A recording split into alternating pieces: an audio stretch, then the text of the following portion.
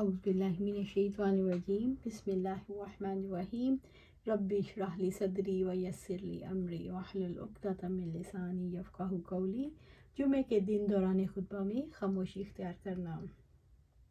جب کوئی دوران خطبہ اپنے ساتھی کو خاموشی اختیار کرنے کے متعلق کہتا ہے تو یقیناً وہ لغو بات کرتا ہے۔ حضرت سلمان رضی اللہ تعالیٰ عنہ نبی صلی اللہ علیہ وسلم سے روایت کرتے ہوئے کہتے ہیں، آپ نے فرمایا جب امام گفتگو کرتا ہے تو وہ خاموشی اختیار کرتا ہے۔ ابو ہریرہ رضی اللہ تعالیٰ عنہ سے روایت ہے کہ آپ صلی اللہ علیہ وسلم نے فرمایا، اگر تو نے دوران خطبہ میں اپنے ساتھی سے کہہ دیا کہ خاموش رہ تو تو نے لغو اور بیہودہ بات کی۔ اس گھڑی کا بیان جو جمعے کے دن ہوتی ہے۔ ابو ہریرہ رضی اللہ تعالیٰ عنہ سے روایت ہے کہ آپ صلی اللہ علیہ وآلہ وسلم نے جمعہ کے دن دوران واعظ فرمایا، اس میں ایک ایسی گھڑی ہے، اگر ٹھیک اس گھڑی میں بندہ مسلم کھڑا ہو کر نماز پڑھے اور اللہ سے کوئی چیز مانگے تو اللہ تعالیٰ اس کو وہ چیز ضرور عطا کرتا ہے۔ اور آپ نے اپنے ہاتھ سے اشارہ کر کے بتایا کہ وہ گھڑی تھوڑی دیر کے لیے آتی ہے۔ اس گھڑی کے تعین کے مطابق حافظ ابن حجر رحمۃ اللہ علیہ نے 42 اقوال ذکر کیے ہیں۔ ان میں دو اقوال مشہور ہیں۔ وہ گھڑی امام کے منبر پر بیٹھنے سے لے کر اختتام صلاۃ جمعہ تک ہے۔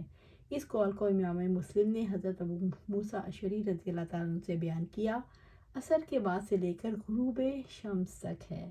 اس پر اعتراض ہوتا ہے کہ عصر کے بعد کوئی نماز نہیں ہوتی، جبکہ اس گھڑی کے متعلق ہے کہ انسان اس وقت حالت نماز میں ہوتا ہے۔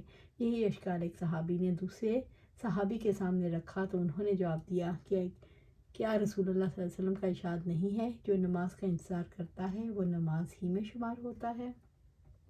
اگر نماز جمعہ میں کچھ لوگ امام کو چھوڑ کر چلے جائیں تو امام اور باقی ماندہ نمازیوں کی نماز صحیح ہوگی۔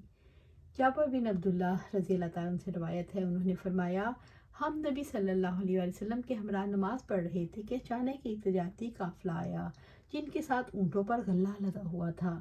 لوگ اس قافلے کی طرف دوڑ پڑے حتیٰ کہ نبی صلی اللہ علیہ وسلم کے ہمراہ صرف 12 آدمی رہ گئے۔ اس پر یہ آیت نازل ہوئی، اور جب وہ لوگ تجارت کا مال یا کھیل کود کا سامان دیکھتے ہیں تو آپ کو کھڑا چھوڑ کر اس کی طرف دوڑ جاتے ہیں۔ جمعہ کے بعد اور اس سے پہلے سنتیں پڑھنا۔ عبداللہ بن عمر رضی اللہ تعالیٰ عنہ سے روایت ہے کہ رسول اللہ صلی اللہ علیہ وآلہ وسلم ظہر سے پہلے 2 رکعتیں اور اس کے بعد 2 رکعتیں، نیز مغرب کے بعد اپنے گھر میں 2 رکعتیں اور نماز عشاء کے بعد 2 رکعتیں پڑھتے۔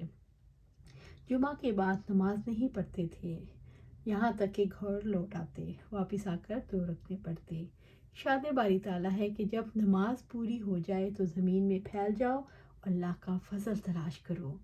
حضرت سہل بن سعدی رضی اللہ عنہ سے روایت ہے، انہوں نے فرمایا، ہم میں ایک عورت تھی جس نے چھوٹی سی نہر کے کنارے اپنے کھیت میں چقندر کاشت کر رکھے تھے۔ جب جمعے کا دن ہوتا تو چقندر کے چند پودے جڑوں سے کھینچ لاتی، انہیں ہنڈیا میں ڈال کر پکاتی، اس کے اوپر مٹھی بھر جو کا آٹا ڈالتی جو اس نے پیس رکھا ہوا ہوتا۔ تیار ہونے کے بعد وہ چقندر ذائقے میں یوں لگتے جس طرح ہڈی پر لگا گوشت ہو۔ جب ہم نماز جمعہ سے فارغ ہوتے تو اس عورت کے پاس آ کر اسے سلام کرتے اور وہ تیار شدہ کھانا ہمارے پاس لا کر رکھ دیتی تو ہم اسے تناول کرتے۔ چنانچہ ہم لوگوں کو اس کے اس کھانے کی وجہ سے جمعہ کے دن کی تمنا ہوتی تھی۔ حضرت سہل بن سعد رضی اللہ تعالیٰ عنہ سے روایت ہے، وہ مذکورہ حدیث کے ساتھ یہ بھی فرماتے ہیں، ہم نماز جمعہ کے بعد ہی دوپہر کا کھانا تناول کرتے اور کیلولہ کرتے۔ جمعے کے بعد کیلولہ کرنا۔ حضرت انس رضی اللہ تعالیٰ عنہ سے روایت ہے، فرماتے ہیں، ہم جمعہ کی نماز جلدی ادا کر لیتے پھر فراغت کے بعد کیلولہ کرتے۔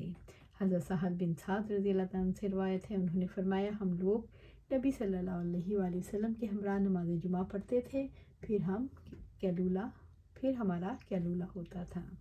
اسی پر جمعہ کے احکام اور مسائل کا یا ابواب جمعہ ختم ہوا، تو انشاءاللہ آگے ہم دیکھیں گے نماز خوف سے متعلق احکامات اور مسائل۔ آج اسی پر ختم کرتے ہیں۔ اللہ سبحانہ تعالیٰ سے دعا ہے جو ہم نے پڑھا ہے اس پر عمل کریں اور اللہ ہمیں اس پر استقامت دے۔ آمین یا رب العالمین۔